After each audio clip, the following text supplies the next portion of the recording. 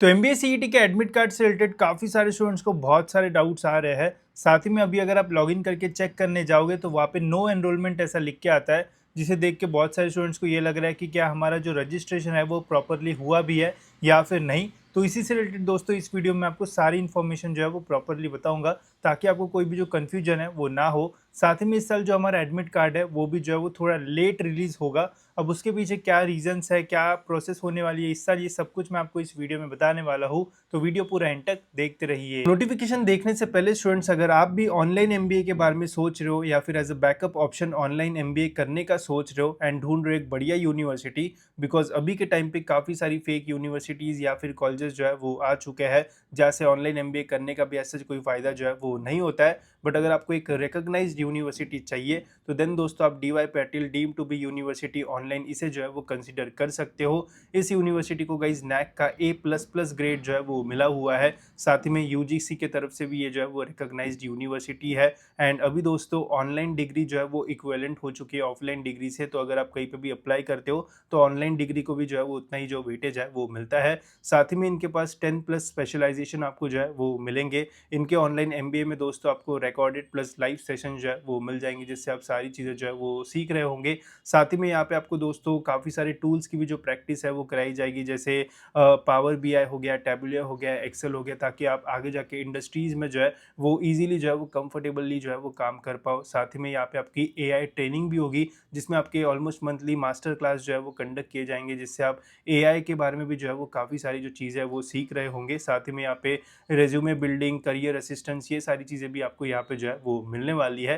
तो अगर आपको इस ऑनलाइन एमबीए के बारे में और डिटेल्स जानना है तो डिस्क्रिप्शन में दोस्तों मैंने आपको एक जो लिंक है वो दी है, वो फॉर्म आप फिल कर सकते हो। इनके काउंसलर आपको कांटेक्ट करेंगे एंड और भी बहुत सारी इन्फॉर्मेशन एमबीए के बारे में आपको जो है वो मिल जाएगी। साथ ही में यहाँ पे आपको ईजिली जो जीरो कॉस्ट ईएमआईज वगैरह है वो भी मिलती है। इनका जो फीस स्ट्रक्चर है वो भी काफ़ी कम है, तो इजीली आप इनका ऑनलाइन एमबीए जो है वो अफोर्ड कर सकते हो। तो लिंक डिस्क्रिप्शन में, वहाँ से आप फॉर्म भर के जो इंक्वायरी है वो कर सकते हो। तो चलिए अब देखते हैं कि एडमिट कार्ड के ऊपर इतना कंफ्यूजन क्यों क्रिएट होने वाला है एंड एक्चुअल में कब तक आपका एडमिट कार्ड जो है वो आ सकता है। तो सबसे पहले अभी अगर आप नोटिफिकेशन सेक्शन में चेक करोगे तो ऐसा कोई न्यू अपडेट जो है वो रिलीज़ नहीं हुआ है। लॉगिन करके अगर आप चेक करोगे hall ticket and admit card पे क्लिक करोगे तो यहाँ पे लिख के आ रहा है दोस्तों नो एनरोलमेंट, जो कि देख के ही फट जाती है भाई मेरा रजिस्ट्रेशन हुआ भी या फिर नहीं। बट टेंशन मत लो दोस्तों, ठीक है, ये ऐसा ही जो है वो शो होता है हर साल एंड ये डिफ़ॉल्ट रहता है। इनको इतना भी दिमाग नहीं है कि ऐसा लिख दो कि एडमिट कार्ड विल रिलीज सून, ये लिख देते हैं नो एनरोलमेंट फाउंड, जिससे आगे वाला बच्चा पूरा मतलब ख़त्म हो जाता है। पहली पेपर का टेंशन एंड ऊपर से ये, ठीक है। तो इसका अगर आपको कंफर्मेशन चाहिए कि आपका रजिस्ट्रेशन हुआ है या फिर नहीं, तो सिंपली सीईटी रजिस्ट्रेशन के ऊपर क्लिक करो एंड यहाँ पे देखो एमबीए एमएमएस में यहाँ पे जो है वो एनरोल लिख के आना चाहिए। अगर ऐसे लिख के आ रहा है तो समझ जाना आपको टेंशन लेने की ज़रूरत नहीं है। वही एनरोल की जगह ऐसे येलो कलर में कुछ लिख के आ रहा है तो फिर आपने कुछ घपला या फिर कुछ तो कांड किया होगा, इसलिए वैसा आएगा, ठीक है। बाकी अगर आपने सही से एनरोल किया है तो यहाँ पे एनरोल्ड ऐसा ग्रीन कलर में आता है। मैंने खुद रजिस्ट्रेशन किया है तो यहाँ पे एनरोल लिख के जो है वो आ रहा है, ठीक है। तो ऐसे अगर लिख के आ रहा है तो टेंशन लेने की ज़रूरत नहीं है। एडमिट कार्ड के ऊपर जो है वो हमेशा नो एनरोलमेंट ही जो है वो लिख के आता है। जब एडमिट कार्ड रिलीज़ होगा तो यहाँ पे सॉरी एमबीए ऐसा जो है वो लिख के आता है, उसके ऊपर फिर आप क्लिक करोगे तो देन आपको एडमिट कार्ड जो है वो देखने को मिलता है। तो जब ये अपडेट हो जाएगा यहाँ पे तो वैसे मैं आपको जो है वो अपडेट कर दूंगा। बाकी सीईटी सेल से रिक्वेस्ट है कि ऐसा मत लिखा करो, इट विल रिलीज सून ऐसा लिख दिया करो तो ज़्यादा बेटर जो है वो होगा, ठीक है। इसके अलावा मैंने वीडियो के स्टार्टिंग में ये भी बोला था कि इस साल जो एडमिट कार्ड है वो लेट रिलीज़ होंगे।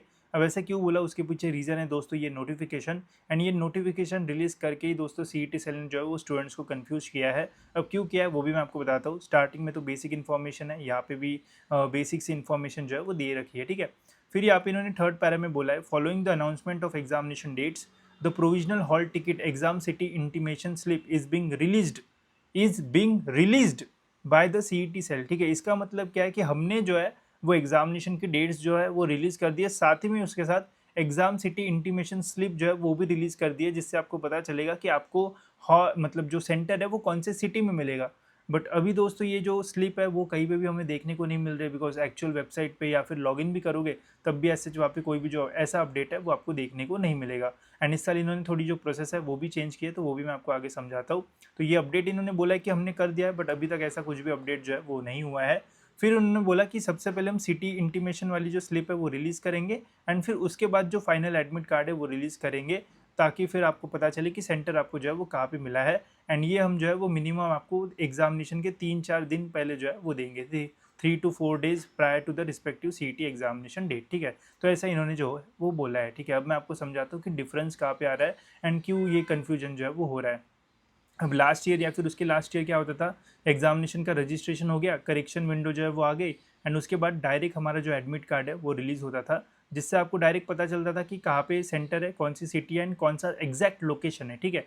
अभी इन्होंने अपना दिमाग लगा के क्या चला है, जैसे कैट वगैरह एग्जामिनेशन में होता था कि इन्होंने क्या किया कि बोला है कि पहले आप एग्ज़ाम के लिए रजिस्टर करो, करेक्शन विंडो वगैरह हो गया, उसके बाद हम फाइनल एडमिट कार्ड रिलीज़ नहीं करेंगे, पहले हम जो है वो आपको सिटी का इंटीमेशन देंगे। हम आपको बताएंगे कि सपोज़ अगर आपने फॉर्म भरते समय 4 ऑप्शंस डाले, मुंबई, पुणे, नागपुर और कोई XYZ, एंड सपोज़ अगर आपका सेंटर जो है वो मुंबई में रहेगा, तो हम पहले आपको बताएंगे कि आपका जो सेंटर है वो मुंबई में ही है बेटा, ठीक है। अब मुंबई में कहाँ है वो अभी हम आपको नहीं बताएंगे, ठीक है, वो हम जो है वो आपको बाद में बताएंगे। एग्जामिनेशन के 3-4 दिन बाद हम जो है वो फाइनल एडमिट कार्ड जो है वो रिलीज़ करेंगे, जिसमें बताएंगे कि मुंबई में आपको इस कॉलेज में जाके जो है वो अपनी एग्जामिनेशन देना है, ठीक है।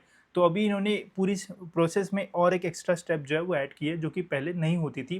पहले डायरेक्ट एडमिट कार्ड जो है वो आ जाता था, जिसमें आपका सिटी विथ स्पेसिफिक लोकेशन वो रहता था, बट अभी इन्होंने ऐसा जो है वो किया है, जिसमें आपको पहले सिटी बताई जाएगी एंड फिर उसके बाद जो एडमिट कार्ड है वो रिलीज़ होगा, ठीक है। एंड इसके लिए दोस्तों इन्होंने बोला है कि ये हमने न्यू प्रोसेस लाई है, इसके वजह से पहले हम जो एडमिट कार्ड है जो एग्जामिनेशन के 10 दिन पहले हम जो है वो रिलीज़ करते थे, वो अभी हम जो है वो 10 दिन पहले जो है वो रिलीज़ नहीं करेंगे।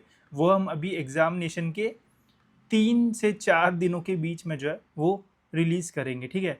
तो ये जो चीज़ इन्होंने की है दोस्तों, ये मुझे बिल्कुल भी जो है वो समझ में नहीं आई है, ठीक है, बिकॉज़ ये नहीं करना चाहिए था। पहले का जो रूल था वही सही था, 10 दिन पहले रिलीज़ हो जाता था, पता रहता था कि कहाँ पे सेंटर है। अगर गलती से आप मुंबई में रहते हो एंड गलती से आपको सेकंड प्रेफ़रेंस का कॉलेज मतलब सेंटर पुणे में मिला, तो आप 10 दिन पहले जो है वो अपनी तैयारी जो है वो कर सकते हो पुणे वगैरह जाने की, ठीक है। अभी इन्होंने बोला कि हम आपको जो है वो पहले सिटी बता देंगे, ठीक है।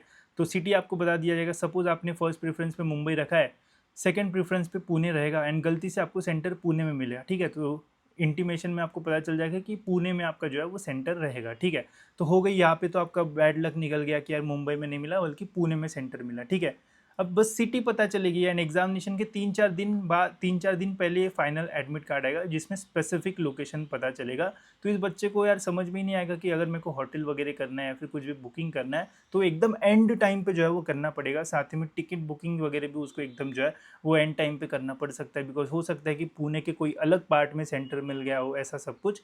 तो ये जो है वो ये जो रूल है ये पहले से कैट वो सारी एग्जामिनेशन में होता था, ठीक है, बिकॉज वहाँ पे जो है वो पूरे इंडिया में अलग अलग जगह सेंटर मिलता था। अब CET जो है वो महाराष्ट्र लेवल पे एग्जाम होती है, महाराष्ट्र के अंदर ही है, तो ये सारी चीज़ें करने की आई थिंक मेरे अकॉर्डिंग तो ज़रूरत नहीं थी, बट इन्होंने किया है। अब देखते हैं कि इसका क्या होता है। अभी तो इन्होंने बोला है कि हमने ये अपडेट रिलीज़ कर दिया है, बट अभी तक दोस्तों ये अपडेट जो है वो आया नहीं है। अगर आप लॉगिन करके चेक करोगे तो कहीं पे भी सिटी इंटीमेशन स्लिप नाम का कोई भी अपडेट नहीं है। जब भी आता है वैसे मैं आपको बता दूंगा, बट हाँ इस साल थोड़ा चीज़ें जो है वो डिफरेंट होगी, तो ध्यान रखना। मैं अपडेट आपको जो है वो टाइम पे करते रहूँगा, बस आप टाइम पे देखना वीडियोज़। अगर ये इंटीमेशन वाली स्लिप नहीं आती है तो समझ जाना CET सेल ने बस बोला, डायरेक्ट जो है वो फिर एडमिट कार्ड भी जो है वो रिलीज़ हो सकता है। अब देखते हैं, 3-4 दिन हमें और वेट करना पड़ेगा, फिर ही हमें जो है वो पता चलेगा। बट हमारी एग्जामिनेशन जो है वो 6 से लेके तो 8 अप्रैल के बीच में जो है वो कंडक्ट की जाएगी। तो मैक्सिमम हमारा एडमिट कार्ड जो है वो 1 अप्रैल से लेके तो 3 अप्रैल के बीच में जो है वो आना चाहिए। जैसे ही अपडेट आएगा वैसे मैं आपको बता दूंगा। बाकी लॉगिन वगैरह